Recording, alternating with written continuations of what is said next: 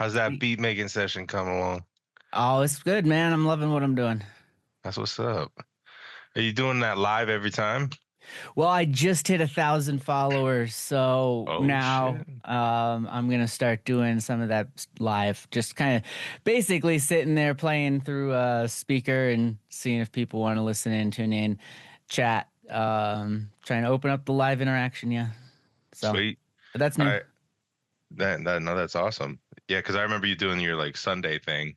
Um, Yeah, I'm still trying to do regular beats and make the video for it. And figure I could just do myself, film myself live since I'm just chilling and lounging and we can chat with people who want to stop in and say hi, whatever. If I, pull my eyes away from whatever I'm doing long enough to see that they're in the live chat, I realize yeah. that's a problem. Yeah, I feel like that's kind of hard to like you almost need someone to like monitor the chat for you while you're working. Just a little bit, or you got to have a lot of screens around you and you can get it all up around, maybe. Oh yeah, how many screens are you rocking around you right now? Well, none that I'm only using my one, but I could rock up to four probably Oh, nice. if I wanted to. I never like operating like that though. Yeah, I know that's fair. All right, so for the people hearing you for the first time, who is Steven and what do you do? What's up, y'all? My name is Stephen Baird. As far as performing artist, professionally, I am also known as Dr. Steven Felter. I am a rapper. I am a beatmaker, as far as my art outlets go, and I am a doctor of acupuncture and Chinese medicine, practicing in Evergreen, Colorado. So that's really the bulk of my energy goes into either working in practice or practicing my beats and my raps. Yeah. That's what's up. Where are you based out of right now? I'm in Lakewood, kind of Denver West, Golden almost. Green Mountain is the neighborhood in Lakewood. Okay. Are you from Lakewood or where you from? Born and Rose Medical in Denver, raised mostly in Aurora. High school was out in Parker. Then I went to school in Chicago for 10 years. Did some time in Seattle as well before moving home back in 2022. It's awesome, man. You've been to all these different places. Yeah, it's a good good growth, good development, good to see what's out there. That's what's up. When did music first start becoming something serious for you? I mean, I had music growing up. It was always a part of my life. My dad's a singer-songwriter. They went to music festivals, the Telluride Bluegrass Festival. I went every year until I was 7. Like music was always a big part of just my life. He practices every day, so I kind of had that inspiration and that guidance just by seeing and observing. Um, and I started writing. I put down every instrument I ever picked up.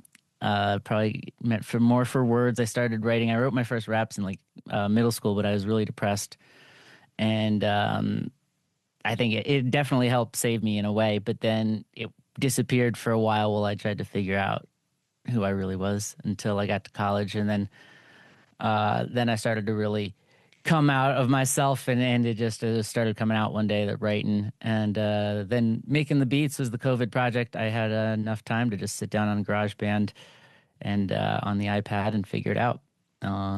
So that was my COVID project from starting in pretty much 2020. That's awesome. Um, did you always have a thing for hip hop or like when did that journey begin for you? Yeah, so growing up with bluegrass and folk rock and a little bit of rock and roll, but appreciation for jazz and blue, jazz as well, and various things because it's all just good music. That was what I grew up in, but hip hop was the different thing that the first different thing that really struck my ears, and it was out on the playground. You hear people. It was '92, so Doggy Style had just dropped. It was Snoop Dogg. Oh, Uh, nice. it was kind of one of my first introductions, and then I popped on the radio station, still probably 107.5 back then, and they were it was like Warren G, and Snoop Dogg was really awesome, and then they still had some of this good jazzy rap around on the radio back in the early 90s. I was still like, I was an 8-year-old white boy from the suburbs. I didn't understand hip hop. as a culture. Right. But it was the first musical difference that really struck my ears as something that I was interested in. Um, and it was mainly probably because the heavy lyricism was engaging my mind, and my mind was geared towards words, and I really appreciated that. And I sucked every time I tried to play the guitar or the sax. I always wanted to go a lot faster than I think my skill was ever capable of. So I Hmm. just put down the instruments, and the words kind of worked better for me, I think, to start. Yeah, I would say similar journey for myself, Yeah. honestly, when it comes to a preference over vocals and lyrics over like being able to play an instrument. So I totally relate to that. Do you remember the first song you ever wrote or recorded? Um, so full like song forever. I don't remember the whole song, but and I don't, and I lost the master of it Oh, on a hard drive that disappeared in my divorce. ah, But it was called Steal Your Face, or Steal My Face. I think it was called Steal My Face. Kind of a tribute to the Grateful Dead. They have a theme, a steal your face kind of thing, that I grew up around. And not that I have that well down in my mind as to what it means in the Grateful Dead world, but it was a song of like 8 bars, kind of just rapping about my friends that I had been getting to know pretty well. And just like, here's 8 bars for you, here's 8 bars for you, here's 8 bars for you. hmm, And the idea of kind of putting on the mask of how I'm seeing each one of those people kind of thing. yeah, And in sophomore year, it would have been sophomore year of college because hmm, one of my buddies, Jeff, the Master Beats, he was a beat maker and working on his scratching and whatnot. And him and his buddy Steady Murphy in northern Chicago, in the Loyola Chicago area. I went to school with Jeff. They were kicking real hip hop beats, and he sent me a ton of them. So I got to work over beats, and we recorded that one song. That was kind of the first thing I ever really recorded formally. And I wish I still had it, but I do not. yeah. No, that's all right, but that sounds like quite the meandering journey, you know? That's a great word for it, meandering. Yeah. Yeah. No, that's awesome. So during this like exploration of hip hop music, when did you start feeling like this could really be something? Um. Well, there was it was shortly after I started writing. So I had got to college. It was freshman year, and I had written that one thing way back when in middle school. But like I hadn't written anything. So, and Hmm. I had just learned and listened to Saul Williams, um, a spoken word kind of master from the famous movie Slam. Oh And I yeah. got pretty inspired by Saul, and hopped on his website, and there was a poetry forum with people there. And a couple short things like came out, and I wrote them and posted them and got you know okay feedback on it. And all of a sudden, I just couldn't stop writing. Um, and the earliest thing was just like whatever, and it was just pouring out of me. Um, and then eventually you get it. I guess got enough of the like feeling like channeling the art that you're just putting it out and nonstop and just always Yeah. pulling it through you. It's like, okay, now I want to be a little more intentional about what I'm saying, how I'm structuring it, because I do want to um, write over beats for one and make songs and be a songwriter. Hmm. That was always a thing growing up, was the way that the song was a journey and going through a song was a journey. And for me, Hmm. on road trips or anything like that. So I always wanted to make a song that was then and became a journey in somewhat. And that just keeps me going, is that like we're creating these steps and even this entire world kind of through our art, Hmm. or this, we're creating a channel by which others can follow down the river, so to speak. That's such a Uh, beautiful concept, I would uh, say. Yeah, something like that. I don't know exactly how to think about it, but we keep doing when we make our songs and we put them down. the number of times I re-listen to people with good lyrical content, Hmm. and like, even if I don't necessarily, you can tell some of the value system may not be exactly aligned with mine, but like Right. they're very artful about how they're doing it. Like, uh, the re-listen value is important to me. Hmm. So like, I don't just want it to be so, so obvious that it's you've listened to it 5 times and you get the whole picture almost. You want it. I want more than that. So I like Yeah. lyrically complex, dense stuff. It doesn't have to be lyrical miracle speed stuff. There's spots and moments for fast rapping, but like use it artfully. Yeah, something that kind of reveals a new realization every time you're visiting it. Yeah, and where people will tell you what it meant to them and like how deep it was for them, and it's like, yeah, I was making this allegorical twist so that it could have many layers. I didn't Hmm. necessarily mean it for that, but that was Right. awesome. Like people then, there's so many more layers inside of it that your observer gets, that the listener gets, and I love that. So I try to be a little ambiguous in my lyrics. Poetic is poetic license. Yeah, no, that makes sense. That's a good motivation there. So how would you describe your sound as someone who's never heard your music before? Talk about a hard question. I mean, in my mind, it's pretty obviously hip hop rapping, but Hmm. I don't use samples, so I don't sound always like what a lot of people think or when they go to their classic hip hop vibe. Hmm. Um, but and my style is changing. I'm getting a little more simpler. I think a little more spacious in what I'm making, but uh, I want it to be recognized as hip hop. I mean, if I got to say anything, just that. But I also have to acknowledge I'm a guest inside that culture. Hmm. That's something that uh, I learned the hard way.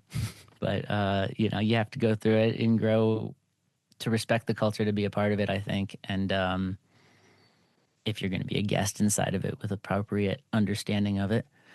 Um, but yeah, I know that's just what it was. It was kind of a hard earned thing for me in some sense, but that would, being made fun of for being white and liking hip hop, and a pity story that I don't need to put out there because it's very much not exactly the point of it, or exactly not the point of it, I should say.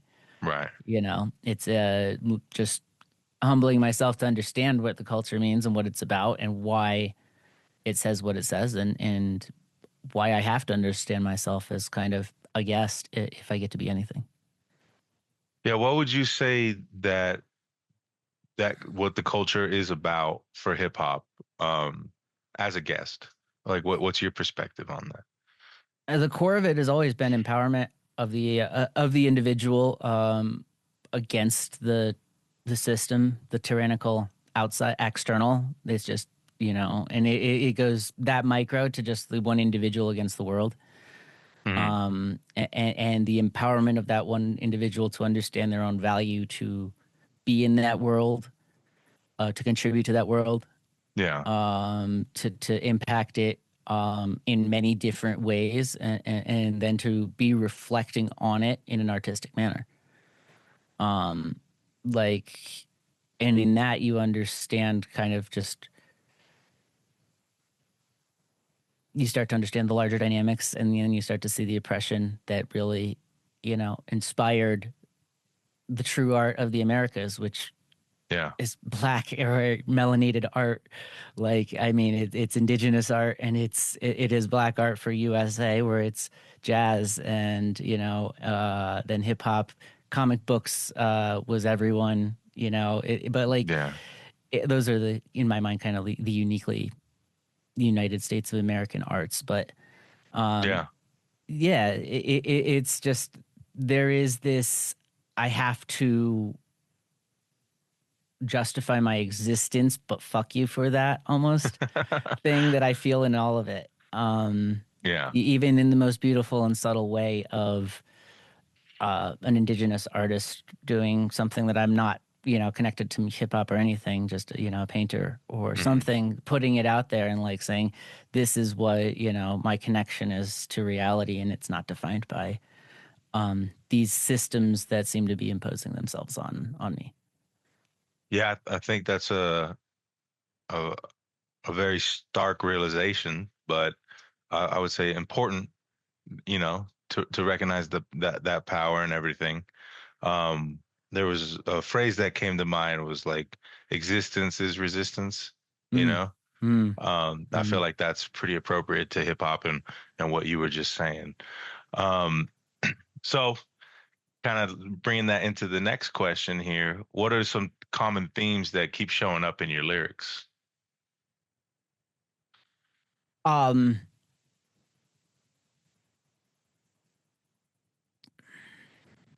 I mean, the obviously that idea of um, empowerment is kind of really central. Hmm. There was something like so transformative for me in understanding the theology, mythology, so to speak, of things like the Five Percenters and the Nation of the Gods and the Earth. Hmm. Offshoot of the Nation of Islam and how they talked about it, and that being, of course, this foundation for Rakim and Wu Tang and Guru and all types of early hip hop artists. This the gods, the soul is your portion of God, so to speak, and Hmm. it has a color, so to speak, or no color. It's in that sense, it's a blackness.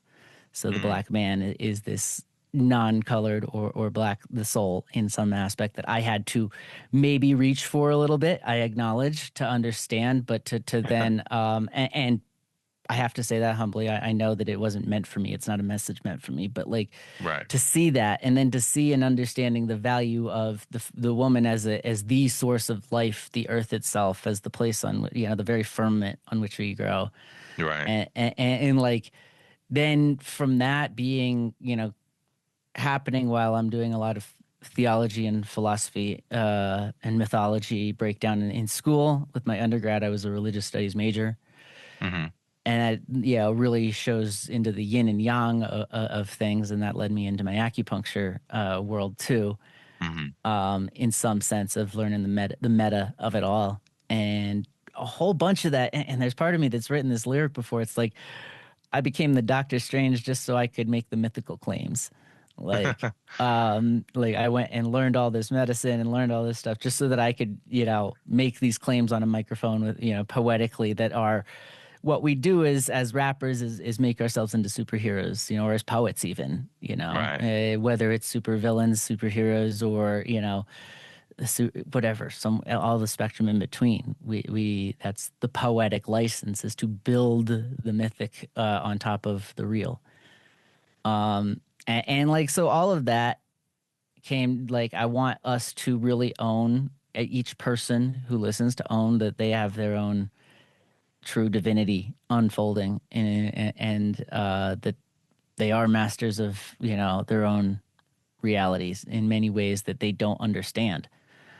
Part of my inspiration in through acupuncture and Chinese medicine is like you need to learn your instrument and know what your instrument is capable of, and that's how you get healthy. Hmm. And when we really understand what our instrument's capable of, it goes beyond words, it goes beyond concept, and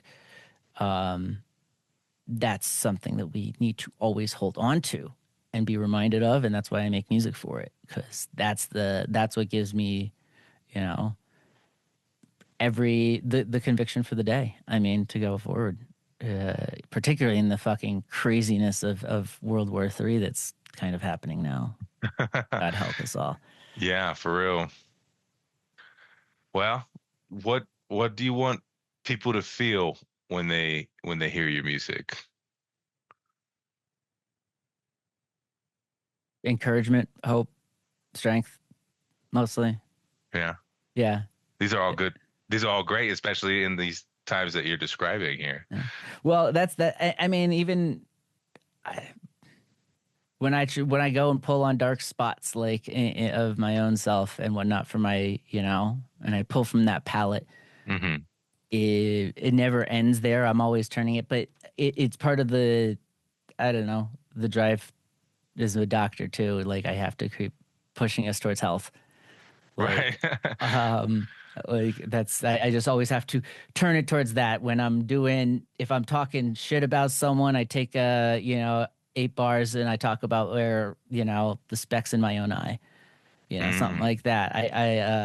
And that's family drama stuff where I have a specific reference to that. But like, yeah, I always need to be doing the self work because it's an instrument. The body, the life, the soul. It's an instrument that we keep tuned up.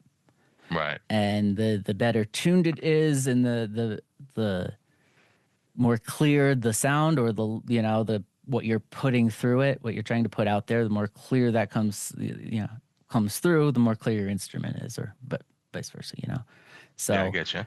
always want to just keep working towards that, even though it's exhausting at times. It's just a never ending. As long as I'm alive, I've got to work to do in Yeah. my mind. So and when I am bored, so I write and I make music because I'm not going off to war. I mean, I Yeah. could think of definitely better things to do than And I war for and sure. I need more patience at my practice. I need to build my practice a little better so that I have less free time. Are you talking about your like acupuncture Acupuncture practice? practice, yeah. Okay. Yeah, I Yeah, got you. no. Did you want to share a little bit about that? About your acupuncture practice? Well, if anything here with I mean a radio show related to music and whatnot, what I'll say this is like the learning breath work, learning qigong is the like Chinese medical breath work. I teach a class in Evergreen. Um, I'm still waiting to start here, but I've got it coming. Hmm. Yeah, it's on pause, I should say. But the getting the breath into what you're doing, particularly as a performing artist, is beyond just building my breath. It adds dimension to the sound that I can access, and from there, it just doing intentional breath work is the key to all of that I teach my clients, all of my patients that come see me. We have to Hmm. go over breath work. So I would teach that for any artist and talk about that for any musician. When you really start getting intentional deep with your breath, the music starts playing with you and you don't need the drugs. Like it's just getting into it and it really starts it starts working with you. It's wonderful once your breath is fully engaged with your body. And let's keeps coming back to your body's your instrument, no matter what. Maybe you're playing other instruments too, but that's what I want to keep emphasizing as well through everything I do. Oh, that's awesome. Now, how important is Denver to your identity as an artist, or is it? Yes, and yes at this point. I mean, born and raised here, at Hmm. least in the Denver area. And I was never outside of being a Coloradan when I lived in Chicago for a whole decade. Hmm. I mean, I just was I looked dressed and was obviously, not a Chicagoan kind of thing, even though 10 years I have the honorary title. I've talked with most people and they concur. Yeah. But like, yeah, I've always loved Colorado. It's more about Colorado than Denver, and Denver's a growing city. When I left in '03, it was a really huge town still. Um, Yeah. but like when I get back now, it's definitely a small city, but it's really turned into a city. And I mean, being in Chicago, I think, I can compare that. Like when I left, Denver had no clue what gentrification was. It Hmm. really like they like maybe it was starting a little bit because Aurora was changing around Colfax in 225 where I went to middle school and all, but like Hmm. um it wasn't like in Chicago. That's just how the city recycles itself and digests itself as gentrification. It's a sad fact. Hmm. But like that's just how it happens in cities of that size. Hmm. It's an ugly process, and it's a process dominated by arrogant capital, with no regard for human dignity. Hmm. Uh, but that's like Chicago and New York, those cities are used to it. The neighborhoods just move, by quality, and then they get rebuilt once they're worn down enough. Hmm. And when I moved back here, Denver was finally like kind of doing that and observing that and putting name to it in a way that it wasn't. And it was significantly more diverse than when I left, and it's still Wakanda for white people, but it's definitely more diverse than when I left. I'll say that. So, um, you know, uh, I miss some of the diversity of Chicago, the Pacific Northwest a little bit, although the people, yeah. But the food, man, I miss that. I miss the quality of the food, Yeah. from both places in diversity, and we're getting it a little bit, and slowly it's growing here. So, Yeah, I can. and I don't want to go anywhere else now. I've got my family here. It's just me and my parents, and um, I like where I'm setting up, so I don't think I'm going anywhere, and this will be it. Well, I'm glad that you like it that much to not go anywhere else. I've got no reason to now. I'll travel for music and travel for life, but yeah, this is home. This is yeah, That's pretty. the Front Range, baby. That's what's up, man. So, how would you describe the Denver hip hop scene right now? Curious. It's I don't know well because I didn't have a like. Well, I started writing and even performing in Chicago. I didn't plug into the scene like Hmm. in Chicago, and then Seattle. I was not in the art scene at all. I was kind of on hiatus. But it's interesting. The Denver's always, and again, growing up, and we can testify. Columbine testifies to it's a cliquey place. Like Right. there's kind of a social clickiness to Denver, Hmm. and unfortunately, that's a part of it. And so you see a little bit of that happening, and again, it's a lot of people. There's a lot of transplant energy here too, Oh right? yeah. So, and not to say that derogatory or negatively, it's just that's the case where you get a lot of people who aren't from here, who move here, and represent where they're from, and represent that they're working here, and Right. that's cool too. But like, then I've met old heads who've been here forever, and it's just everyone's in their own world a little bit. Mm. Um, I It was cool. The Ground Waves is what MERS brought to Denver. That it was a really cool hip hop program that I want to shout out and that I've been to, and I'm gonna try to go to the Chicago one in 2 weeks. All right. Cool. Yeah, he's based in Chicago, doing the Ground Waves in Chicago now. It's his kind of artist discovery thing if he wants it that way, and a place to put on artists coming up in hip hop. Ground Waves, yeah, That's what's up. yeah. So that was cool. And he was connecting here with some Oklahoma and Tulsa, Oklahoma, and I think it was Lafayette or something Northwest Arkansas. A couple Nice. different artists that came out for the festival, and I got to meet them and whatnot. That was really cool. And Beats Bodega has been kind of one of my weekly hubs. Currently looking for a new home. Mutiny Information Cafe has still got monthly hip hop ciphers going. Inner Circle on Tuesday nights is going as well. $10 entry there. The others no entry. But all of these places get a lot of people in and give you an opportunity to showcase, and they support. I can't hate on any of them or disparage on any of them. Um, it's really awesome to see some people getting success out of here. It's great to talk to the old heads who've been out and about, and I really like plugging in with Eckham. People down in Pueblo might know Eckham, but he's Mhm. native who works Albuquerque, works hard. He's up in Vale, working, living out up there now, but Mhm. he's been all over Denver and all up and down New Mexico, the 20, Front Range area. Mhm. He's from the res out in northern New Mexico. Oh, okay. So Eckham 1536, Eckrec, what up? Really like plugging in with him. He's got us down to Albuquerque for the art walk. Oh, nice. Definitely will at least be out for the August one this year. Don't think I'm making March, but Hmm. um, I think that's next weekend.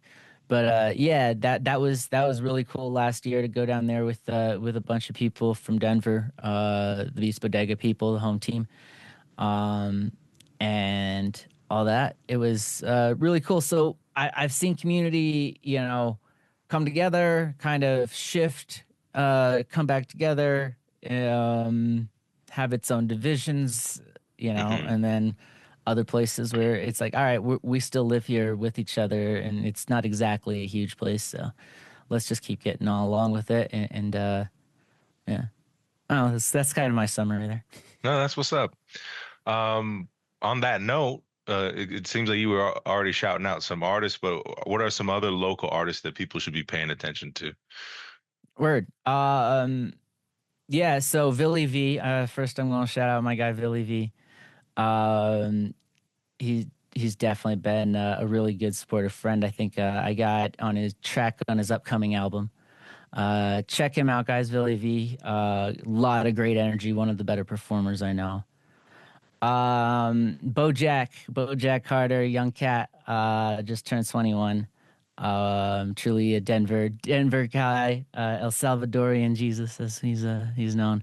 Um, I like to shout out Bojack. He's one of the members of crew called Home Team with Ryan or Deuce and Judah Zell. They're both from Virginia, moved here now. Really cool cats.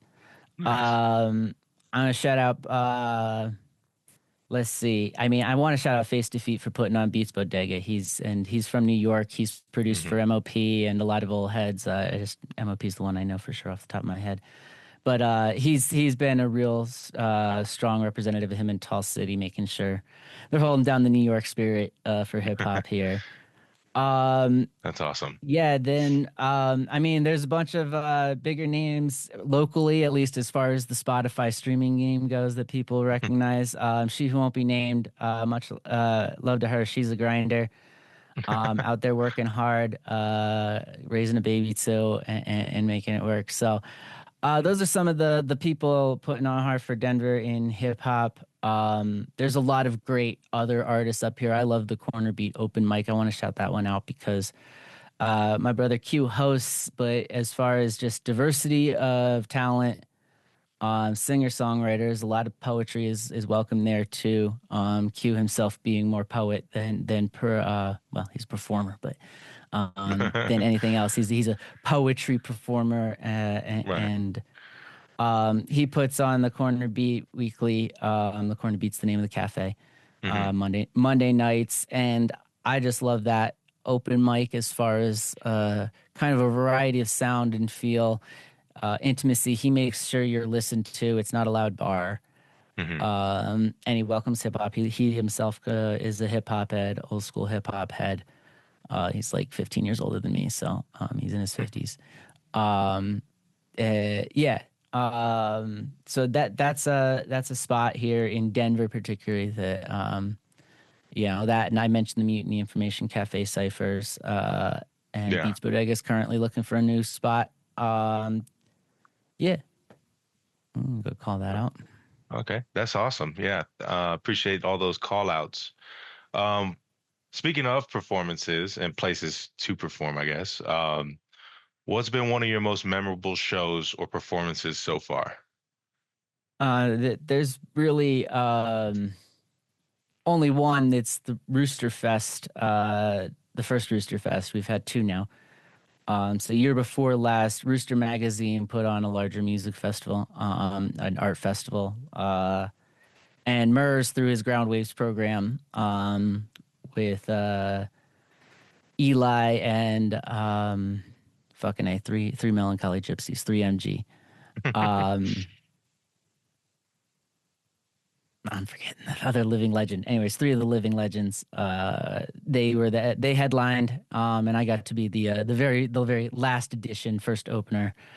Uh, Nice. but I got to rock a festival gig. Again, a bunch of artists from Tulsa and Hmm. Arkansas had come in for that too. Yeah. But it's an open mic program put on by living legend himself, Murs, who put Yeah. on paid dues tour that started a lot of early 2000s underground hip hop and Hmm. spread it around the country. So just being connected to him in any way, that's why I'm repping the shirt right now. Yeah. Was is huge for me. I listened to Murs, for years before all of a sudden he had an open mic up in Fort Collins one day, and I was like, "What? I'll drive 3 hours." Um, so that was cool. And that show, I'm high off that for the rest of my life. Yeah. There's yeah, that's it so far, but hopefully there's more to come. No, that's awesome. I like learning all this history from you too. Can you tell us a little bit more about ground waves and what that is? Yeah, so in 2019, I know just before COVID, MERS was setting up a regular, I think it was going to be a monthly thing in Fort Collins at the Music District. Um, and I wasn't here in 2019. I didn't know about it. Hmm. But it happened once. Graybeard, another Denver artist, freaking phenomenal. He made the first Ground Waves tape. The first two of them they put out CDs, like mixed CDs. Hmm. Each artist got their own song, and they had collab songs and whatnot. Hmm. Um, and so the second year was the when I started with them. The third year was the Ground Waves. I guess it was the second year was the show Hmm. that I did. But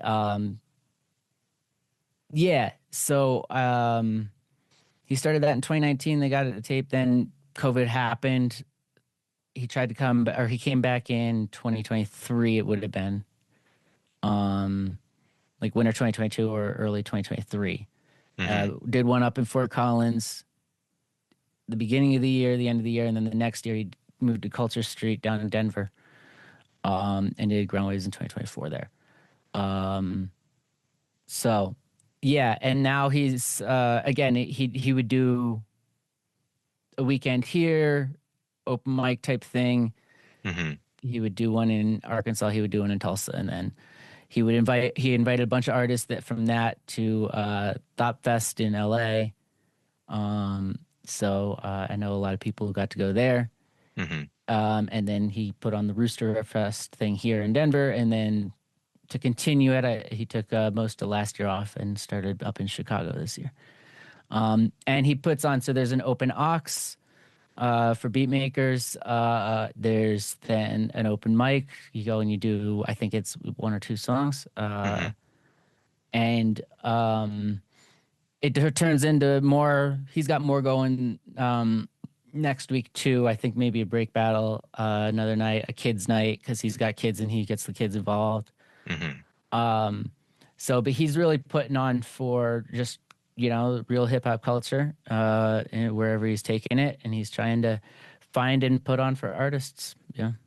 Yeah, no, that's Continuing the spirit of the paid dues thing that he started way back when, where he's like, let hmm me get all these underground, people, no big Nate label people. Let's get them on a tour and get them heard around the world. And that's what we found out about Rhyme Sayers and yeah. Anacon and all Hmm. this early 2000s hip hop, late 90s underground stuff that I didn't ever heard on the radio. What up? Hey, welcome back, Stephen. Hello again. Yeah, sorry to cut you off there. If we wanted to finish what you were saying, It just for MERS for ground waves. Thank you much. I was kind of wrapping up my ground waves talk. I wanted to go back and just re-mention the Face Defeat Beats Bodega yeah, go ahead. Hip Hop Festival Pueblo, July 18th, where Face Defeat's going to be down there running the hip hop stuff. We'll be down there. I'm coming down for sure for that hip hop festival in Pueblo on July 18th. Oh, beautiful. I was there last year. I might be there again this year. Yeah, he's going to host the MC battle, and we'll have the cipher running the cipher down there. So Oh, nice. yeah, and I know some artists who are coming down as well. Some I know at least one female graph writer and her artist crew are probably coming down. Oh, Have sick. made it down before. So, and I remember seeing you there last year, and I didn't come out last year. So I'm like, I should have come out last year. No, definitely gonna do my best to make it again. July 18th is a ways away, but Yeah, yeah. Well, that's awesome. Just make sure you prepare for the heat. oh, I'll be ready. Yeah, I'll be yeah. ready. No, I made that mistake last year. I was like Yeah, trading spray cans for water bottles. yeah. No, I'll come loaded to bear with the water. No, that's awesome. All right. So next question here. Let's see. What does performing live give you that recording in the studio doesn't? Energy. I mean, Yeah. it's that simple. That like the difference between and it's often too much energy, which is why I think artists trip over, their performance live, Hmm. and why Yeah. it's so hard to master a live performance because there's so much energy. And I really I started working on performing not over my beats or over music, but doing my verses Hmm. without a beat at a poetry open mic. Hmm. Um, and I realized pretty quickly that if I just did it like I would rap it as if it were over the beat, Hmm. like it was going over, it wasn't connecting. Yeah. There's, you wrote it, there's an inherent rhythm to all the words you chose, plus there's the rhythm you wrote it to. Hmm. Those things are two slightly different things. And I think that's something I encourage anyone who's starting to write and perform that they should try. Go do your stuff without the beat in front of people, because and don't do it like you're over the beat. Try to figure out the way that it's supposed to sound without the beat, because the rhythm's still there. It still goes like that, but like then you're in front of people without the energy of the song, and Hmm. you're for me, I become a little bit more performative. I use my hands Hmm. and to indicate what I'm talking about, particularly because it's a metaphor or on a metaphorical level. Hmm. Um, addicts, when, talking about bats and addicts, and, it's, you're tapping on the head or stuff like that, like, or in the trunk and you hit your hip, like in the trunk, because that's your trunk down there. Like, Yeah. we have these references that locate us in our body, even when they're just, hip hop references too. Like, I mean, Hmm. junk in the trunk, like we all know what that reference is all about. Well, yeah. Right. I mean, when you make that reference, the listener all of a sudden has something to take into their body, so to speak. Hmm. Um, I don't know where I ended up on that tangent.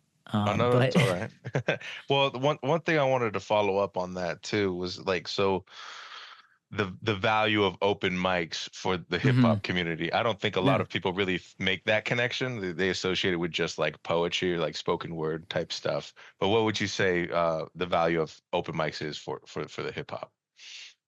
Well, again, when you're in a hip hop space, like the bodega or the Freight Heavy Mutiny or Inner Circle, like that's performing your song, and people are there for you to do that. When you go to Hmm. other open mics that aren't always, strictly a hip hop open mic, Hmm. um, I went to I just did a show up in Evergreen last Saturday, but that was a hip hop show. I went to the open mic 2 weeks before, Hmm. um, and it's pretty much all singer songwriters, up there. And the idea of the playing off your pad or off a, if you had the SP or anything like that, Yeah. would not. I mean, it was weird to them. I did it because it was to promote the show coming up. But like even that's not a place where it's poetry open mic. But if you find a place that's all acts and a welcome to poetry, I find as Hmm. a lyricist, like that's where I really found the most benefit in my own development. Yeah. Um, but no matter what, getting out in front of people is the point of the art, is the point of art in some sense. Like Hmm. it's about that getting it out from inside of you. But once Hmm. it's out from inside of you, it has to be observed Hmm. by someone else. It's the other part of making art. Hmm. It's incomplete until it's digested.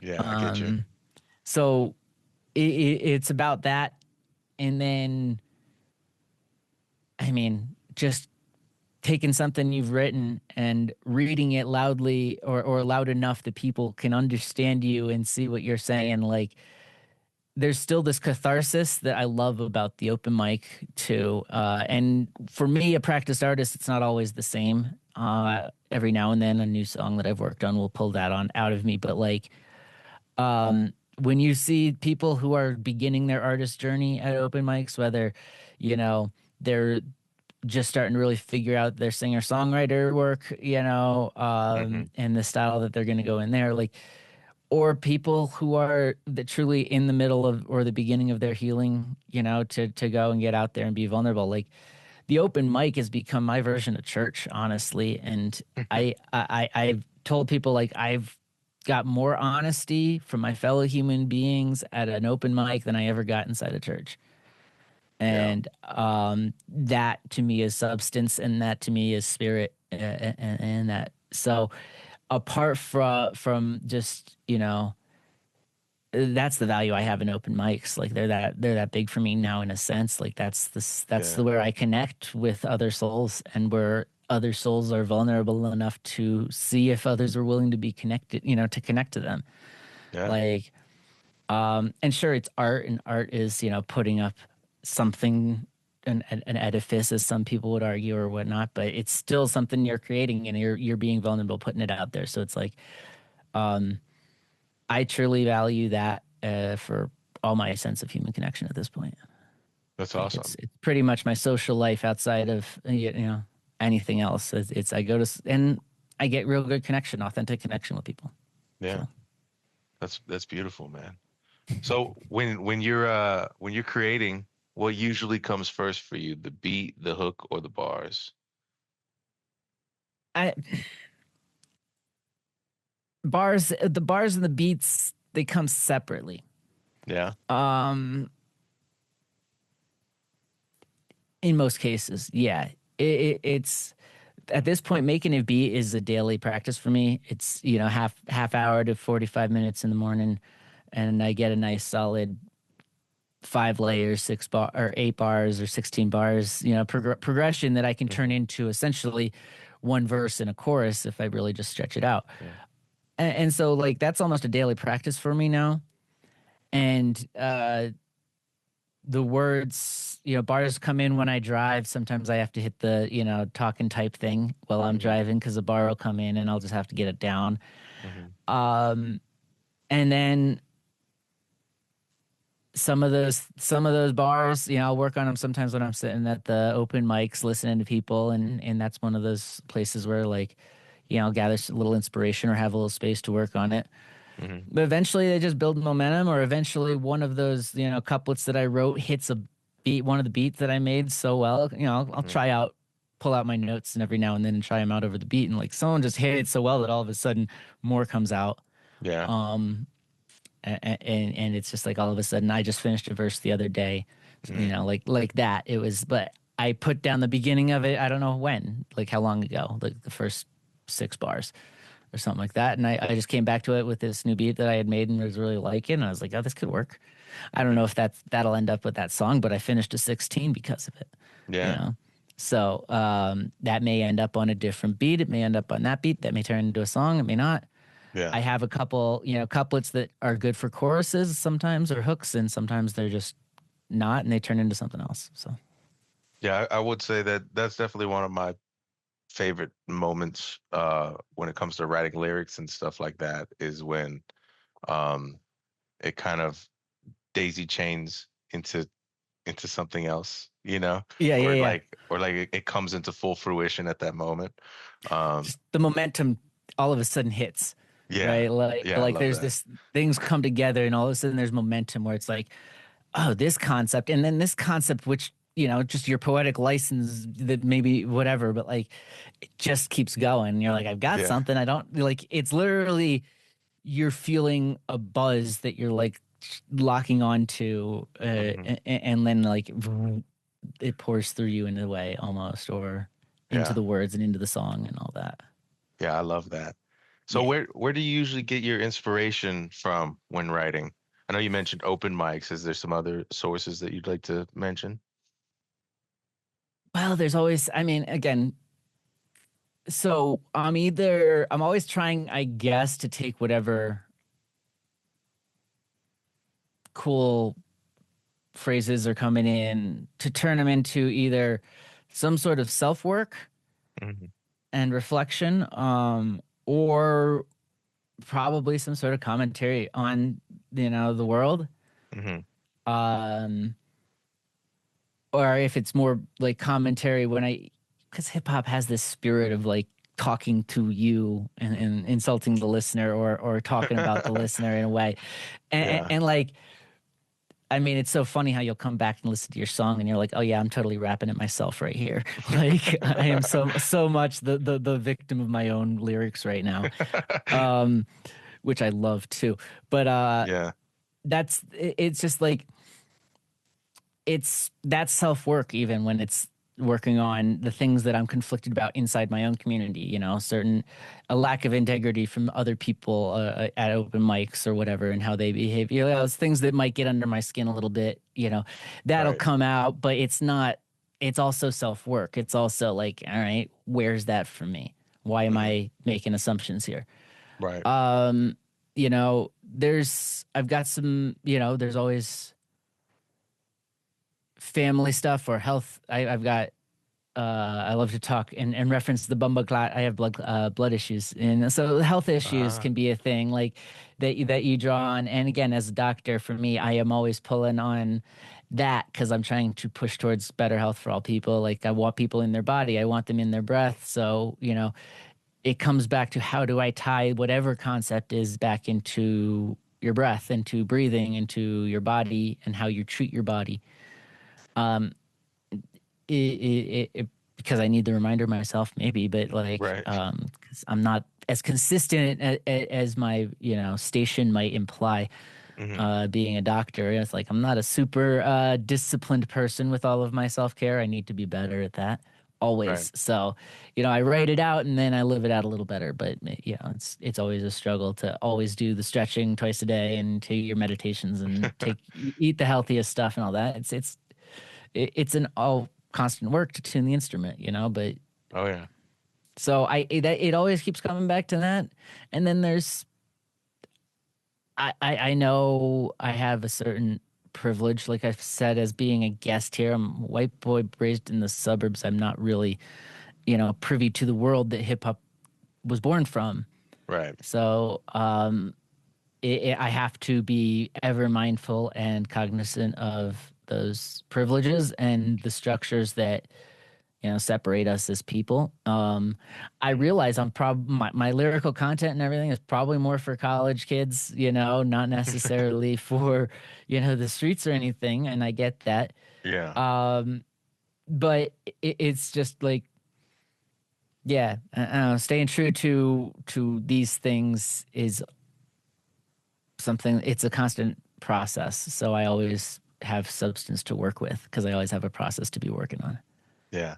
Well, I and that's appreciate where that you inspiration comes from. going with your lived experience instead of trying to like manufacture something else. I think keeping it real is pretty honorable. Well, that was the hardest lesson, of course, to find myself feeling like I belong in hip hop. I think Hmm. was like, don't like be you and be you as authentically as you can. Like I didn't come from a place where you dressed, a certain way because of a style. So like I kind of I don't try to dress, street or hoodie or grungy or anything like that. A lot of white rappers dress pretty grungy, Hmm. things like that. Not to to typify anything. Be you, and that's just what it is. If you're just you, and people can tell that you're you, then you get respect and you get acknowledgement. At least to the point where you know people. It's respect and acknowledgement. Like if you really are authentic to yourself and not trying to put on airs and be something, you can tell. Hmm. Like and so like what I love hip hop. I grew up on folk rock and bluegrass. Like, so, like, uh, people know if I'm pretending. I can't, like, put that on. Right. Like, I wouldn't, like, and when I tried it, at 12, 13, and got made fun of and, ran away from hip hop for a little bit to go embrace the rock and roll roots for a little bit and have a 13-year-old existential crisis over the fact that I'm white. Um, that was what happened. Like, Yeah. and it took me a while to come back to writing and being okay with that idea, Hmm. and then to really step into what I'm saying, like it's me. That's Yeah. that's a whole other process. It's just working on yourself and trying to put out what you want to put out in Hmm. quality of tone with lyrics or beats now that I'm making the music. Like, just always want to keep making shit that sounds cool Hmm. and that has some sort of substance to my mind. And I think if I do that, if I think it sounds cool and if I think it has that substance, other people will too. Hmm. And that's why I just want to keep doing it. And yeah, I don't necessarily want to go huge and far with it, but if the mountain's there, I'm climbing it. Yeah. Let's say That's a great that. attitude. That's a great attitude. Like, and until there, I just want to be in my community and sharing my art in my community and supporting my community. So, going to my friends' shows is more important than going to, the Atmosphere show at Red Rocks, even though that's a great show, or, Yeah. whatnot. Like, I haven't been spending money on shows for big names or anything like Hmm. that. And I try to go to my friends' shows as much as possible in the area. Like, if I can be here and be a member of this community, representing strong, that's really what I want out of my hip hop life, And I'm gonna be up in Evergreen doing my acupuncture stuff and trying to get music up into Evergreen too, Hmm. because just up in the foothills outside of Denver, not a lot of people come up there from the city, and it's Right. not a lot of flavor, not as much flavor as I'd like if diversity. Yeah. Yeah. I get you. Uh, so I want to hold space for some of that up there, as well with what I do. Nice. Um, yeah. So, what are you currently working on? Like, what are some of the projects that you're working on right now? So I finally started recording with another artist who's working over my songs. We're recording at my home studio here. Edgar, I don't know if we have a title or anything, but that's cool. I've starting to do that. Hmm. I've got an album cooking, probably coming out for my birthday, May 28th, end of May. Nice. Um, and So for music, that it's that. We also I haven't put a lot of traction down, but there's a space up in the building where I work that we're going to turn into what's called the Ever So Music Room. Hmm. I may host like a monthly open mic there. It'll be available for bands who want to practice or things like that. Still working. My dad's band practices out of the room, so he kind of wants to share it a bit, and Hmm. so we're going to develop that a little bit too. It's part of the Ever So Publications record label that I have started Nice. and am building out. So that's what we're trying to work on that, but at the same time, I'm not like super pressed on that. That's the side work and the fun work and whatnot. Even Hmm. though not all of it's fun, it's still bureaucracy to you know get Yeah. things started, to build websites and all that. But I've got to get up to 20-25 people a week at my acupuncture practice. So Hmm. that's the other energy that I'm really spending right now. I get you. If someone was discovering you today, what song should they start with? Hmm. I always want to answer that with, like, what are you looking for as an artist? Because Yeah. but the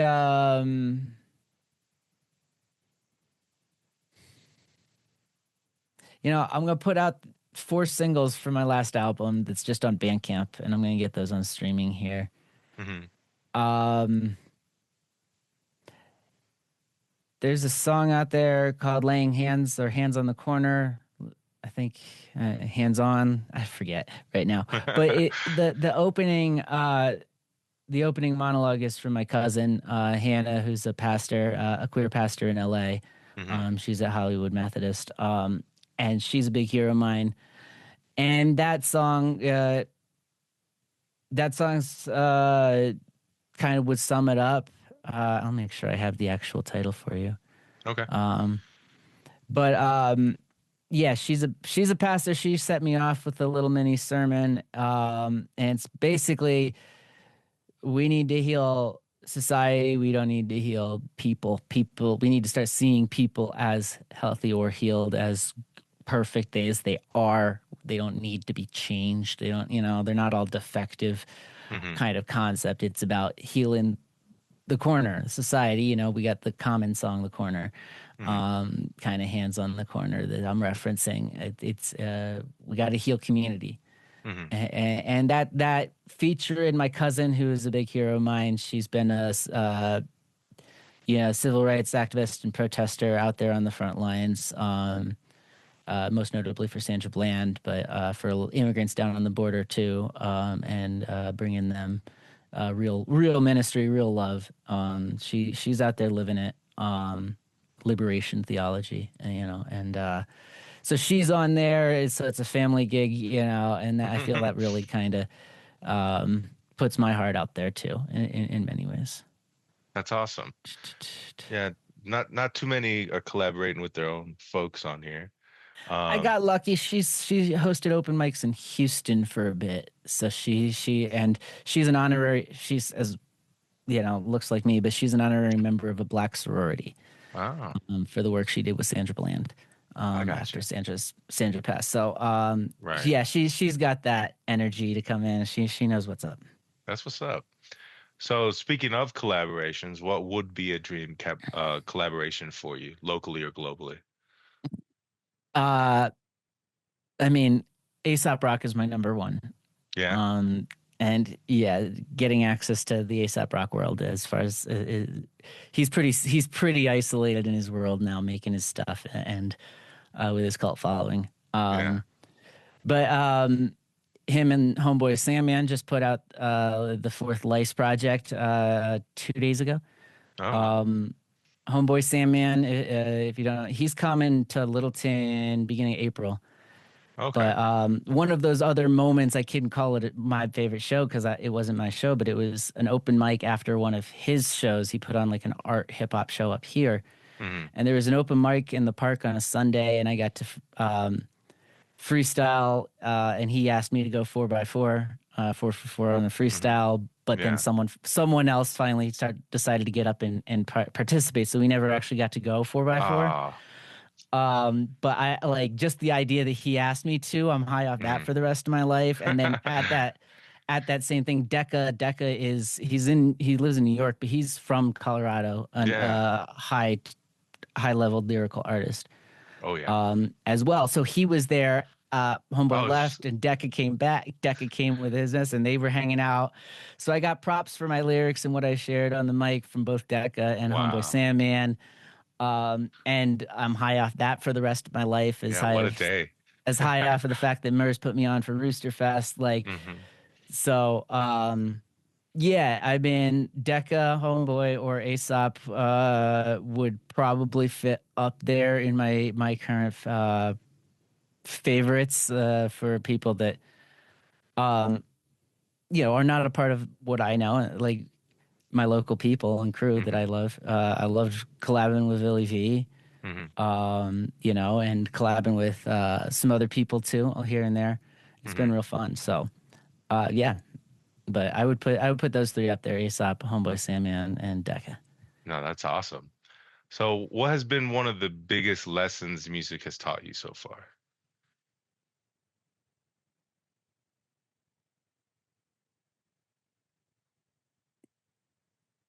Be in your body. Be in your body. Be Yeah. here. Be authentically you. Um, we kind of reference that authenticity. It's you can only perform really well when you're here and now, Hmm. and fully in yourself, but not like overly thinking it, just present. And like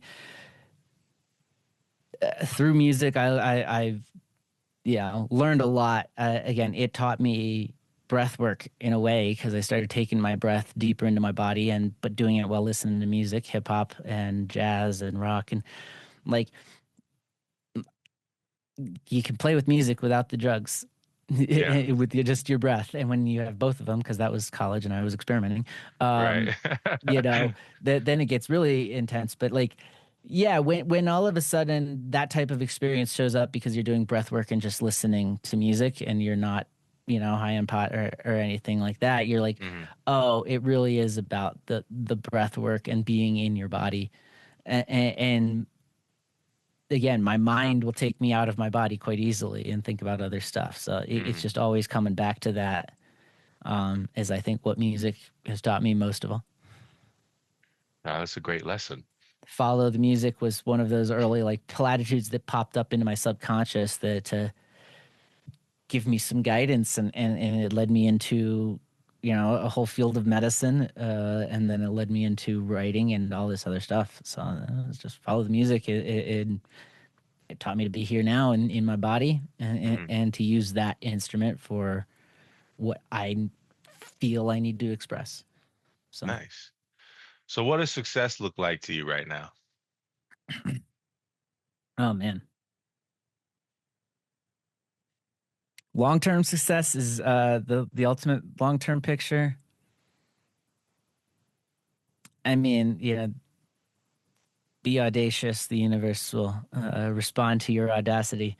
Um, I mean, on some level, I kind of picture myself.